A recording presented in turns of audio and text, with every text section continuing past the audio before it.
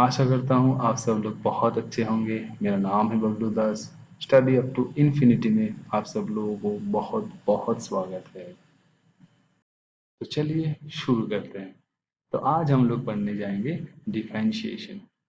Differentiation एक बहुत अच्छा चैप्टर है, बहुत अच्छा टॉपिक है।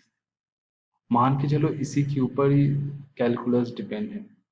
डिफरेंशिएशन अगर सीख गए, अगर पूरी तरह डिफरेंशिएशन में कोई दिक्कत नहीं है, इसका मतलब कैलकुलस के मान के चलो तुमने 50% सीख ही लिया। इसलिए डिफरेंशिएशन बहुत इंपॉर्टेंट है।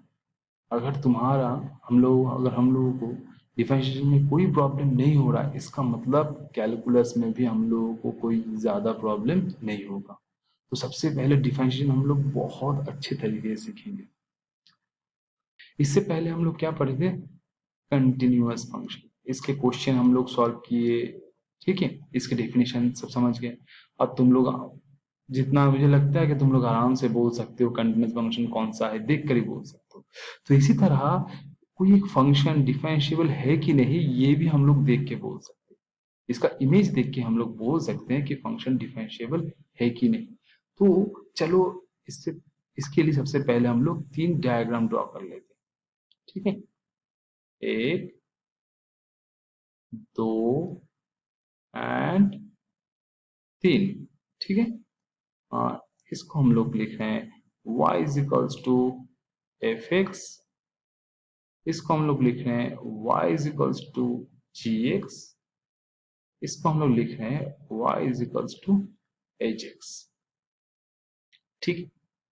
और हम लोग जैसे ही हम लोग एक डायग्राम ड्रॉ कर रहे हैं जो कहीं पे ब्रेक ना हो, ठीक है। जैसे कि ये एक डायग्राम ड्रॉ हम लोग किए, ओके।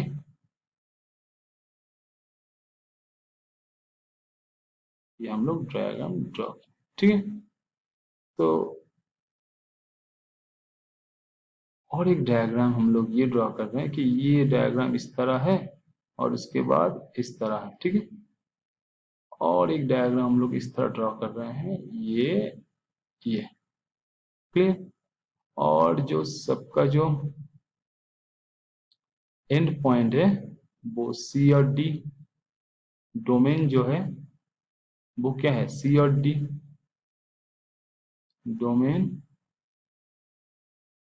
जो है सी और डी, ठीक है। अब अगर पूछा जाए ये तीनों फंक्शन में कौन सा फंक्शन डिफरेंशिएबल है और कौन सा फंक्शन डिफरेंशिएबल है नहीं, ठीक है। लेकिन उससे पहले हम लोग ये जान लें, जितना हम लोग जानते हैं ये तीनों फंक्शन देख के हम लोग चलो पहले ये जानते हैं कि इन तीनों में कंटिन्यूअस कौन है। तो जाहिर सी बात है कंटिन्यूअस फंक्शन हम लोग क्या पढ़े थे, कोई अगर फंक्शन की कर्व जिसमें कोई भी ब्रेक पॉइंट ना हो उसको हम लोग कंटिन्यूअस फंक्शन बोलते हैं। इसका मतलब ये फंक्शन भी कंटिन्यूअस है, ये फंक्शन भी कंटिन्यूअस है कि नहीं, क्योंकि इन दोनों में कोई ब्रेक पॉइंट नहीं है। तो ये फंक्शन कंटिन्यूअस नहीं, ये जो फंक्शन है कंटिन्यूअस नहीं है। ये कंटिन्यूअस है और ये भी कंटिन्यूअस है। अब अगर डिफरेंशिएशन की तरफ जाते हैं, डिफरेंशिएशन तरफ क्या बोल रहे हैं, तो डिफरेंशिएशन ये बता रहा है कोई एक फंक्शन डिफरेंशिएबल तब होगा, पहला कंडीशन, जिसमें कोई भी ब्रेक पॉइंट ना हो, जो फंक्शन कहीं भी ब्रेक ना हो, क्लियर। एक फंक्शन को हम लोग डिफरेंशिएबल तभी बोलेंगे जो फंक्शन ब्रेक ना हो। तो ये तीनों फंक्शन में सबसे पहले देखो ये तो ब्रेक हो रहा है, इसका मतलब ये तो कंटिन्यूअस भी नहीं था, इसका मतलब अब ये डिफरेंशिएबल भी नहीं। ओके, पहला कंडीशन क्या था कि जो फंक्शन कहीं भी ब्रेक ना हो। दूसरा कंडीशन ये था, तो डिफरेंशिएशन का पहला कंडीशन है, so it does not break anywhere. ये पहला कंडीशन था। और दूसरा कंडीशन क्या है, दूसरा कंडीशन ये है, it does not have any corner point.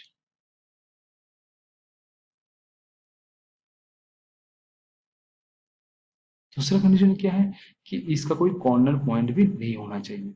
अब देखो ये फंक्शन इन दोनों में कहीं भी ब्रेक पॉइंट नहीं है, तो पहला कंडीशन तो ये दोनों सेटिस्फाई कर रहे हैं। लेकिन जैसे ही दूसरे कंडीशन में आ रहा है, it does not have any corner point. तो जैसे ही दूसरे में आ रहा है तो तुरंत हम लोग बोल सकते देखो इसमें कोई कॉर्नर नहीं है, लेकिन अगर इस फंक्शन को देखो तो यहाँ पर भी ये कॉर्नर बन रहा है। इसका मतलब हम लोग बोलेंगे ये जो फंक्शन है ये डिफरेंशिएबल नहीं है, और इसमें कोई कॉर्नर पॉइंट नहीं है, तो इसको हम लोग बोलेंगे ये जो फंक्शन है ये डिफरेंशिएबल है। क्लियर? चलो हम लोग दोबारा बताते हैं। तो एक फंक्शन को डिफरेंशिएबल तब भी बोलेंगे जब वो फंक्शन कहीं भी ब्रेक ना हो, जो फंक्शन कहीं भी ब्रेक ना हो। तो तीनों फंक्शन में देखो ये तो ब्रेक हो रहा है, इसका मतलब डिफरेंशिएबल नहीं है, ये तो कंटिन्यूअस भी नहीं है, डिफरेंशिएबल भी नहीं है, पहला कंडीशन। दूसरा कंडीशन क्या है? It doesn't have any corner point. दूसरा कंडीशन है कि इसमें कोई कॉर्नर पॉइंट नहीं होना चाहिए। अब देखो इन दोनों में ये जो है इसमें कॉर्नर पॉइंट है, इसका मतलब ये फंक्शन डिफरेंशिएबल नहीं है, ये फंक्शन डिफरेंशिएबल है। इसका मतलब उसी फंक्शन का हम लोग डिफरेंशियल बोलेंगे जिसमें कोई ब्रेक भी ना हो और जिसमें कि कॉर्नर पॉइंट भी ना हो। क्लियर? तो इसी तरह किसी भी फंक्शन का इमेज देख के हम लोग तुरंत बोल सकते हैं कि फंक्शन डिफरेंशिएबल है कि नहीं। अब ये फंक्शन डिफरेंशिएबल है कि नहीं ये तो हम लोग इमेज देख के समझ गए होंगे। इमेज देख के हम लोग तुरंत बोल सकते हैं फंक्शन डिफरेंशिएबल है कि नहीं। अब चलो देखते हैं कि फंक्शन डिफरेंशिएबल है कि नहीं, इसको हम लोग मैथमेटिकली कैसे एक्सप्रेस कर सकते हैं। तो लेट्स स्टार्ट। सपोज हमारे पास एक फंक्शन है y is equals to F X, और इसका जो डोमेन है वो c और d है। और हम लोग मान रहे हैं कि ये जो फंक्शन है ये देखने में इस तरह है, मतलब किसी भी तरह हो, बस रूल क्या है? रूल तो बताइए। रूल ये है कि बीच में कहीं ब्रेक नहीं होना चाहिए, फर्स्ट कंडीशन। और सेकंड कंडीशन क्या है कि कोई कॉर्नर पॉइंट नहीं होना चाहिए, इसमें कोई ब्रेक भी नहीं है, कॉर्नर पॉइंट भी नहीं। इसका मतलब हम लोग तुरंत बोल सकते हैं कि ये फंक्शन डिफरेंशिएबल है। ठीक है, इमेज के लिए। अब ये तो हम लोग इमेज समझ गए। अब मैथमेटिकल इसको हम लोग एक्सप्रेस कैसे करते हैं? तो ये बोल रहे हैं कि y is equals to F X c less than equals to dt is differentiable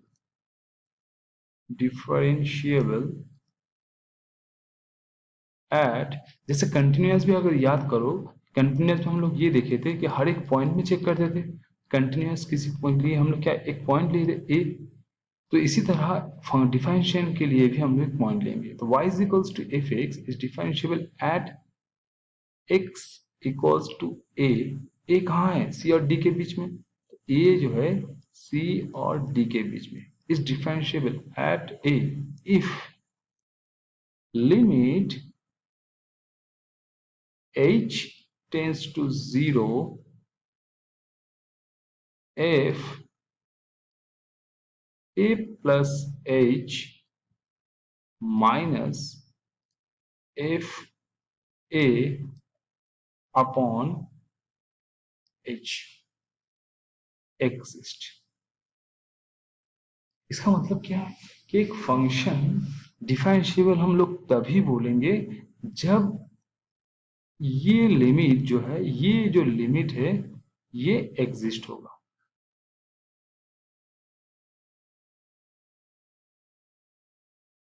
समझ गए? तो एक function y is equals to F differential हम लोग तभी बोलेंगे जब ये लिमिट एग्जिस्ट होगा। अगर ये लिमिट एग्जिस्ट हो रहा है तो हम लोग बोलेंगे फंक्शन डिफरेंशिएबल, अगर लिमिट एग्जिस्ट नहीं हो रहा है तो हम लोग बोलेंगे फंक्शन इज नॉट डिफरेंशिएबल। लेकिन रुको रुको रुको रुको, ये जो एग्जिस्ट है इसका मतलब क्या होता है? एग्जिस्ट का मतलब क्या होता है? अब देखो हम लोग एग्जिस्ट का मतलब थोड़ा बहुत समझने की कोशिश करते हैं कि एग्जिस्ट एक्चुअली होता क्या है। तो देखो, अगर हम लोग नंबर लाइन, फिर से हम लोगों को इसके लिए थोड़ा बहुत जाना पड़ेगा नंबर लाइन के पास। तो ये अगर जीरो है तो एच टेंस टू जीरो है, तो एच अगर जीरो है तो एच हम लोग बोल सकते हैं कि एच जो है ये जीरो अगर है तो एच जो है इस तरफ से भी आ सकता है। जब इस तरफ से आएंगे तो एच की वैल्यू क्या होगा? Zero minus. और एच जो है इस तरफ से भी आ सकता है। इसको हम लोग क्या बोलेंगे, h टेंस टू 0 प्लस, ठीक।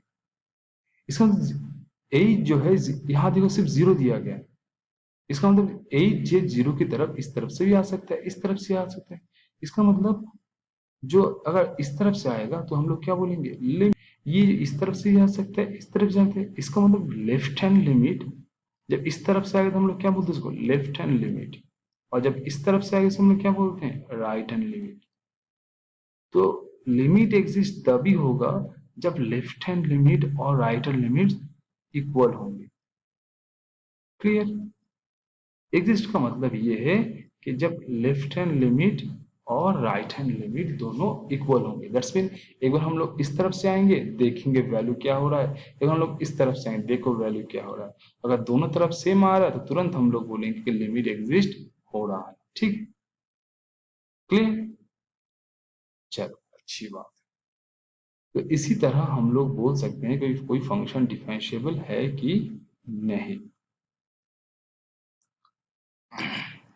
अब देखो जैसे ही ये लिमिट एग्जिस्ट हो गया, जैसे ही left hand limit right hand limit equal हो जाएंगे, ठीक है, और ये जो वैल्यू आएगा लिमिटेशन, इसमें ये जो वैल्यू आएगा limit h tends to 0 f plus h minus F A H, इसी को हम लोग लिखते हैं एफ डैश ए।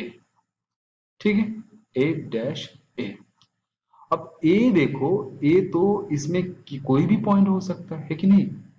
ए जो है, ए जो है सी और डी के बीच में कोई पॉइंट है, इसका मतलब ए आर्बिटरी पॉइंट है। तो इसलिए इसको ए, क्योंकि आर्बिटरी पॉइंट है, इसलिए हम लोग समझने के लिए हम लोग इसको ऐसे लिखते हैं, लिमिट h टेंस टू 0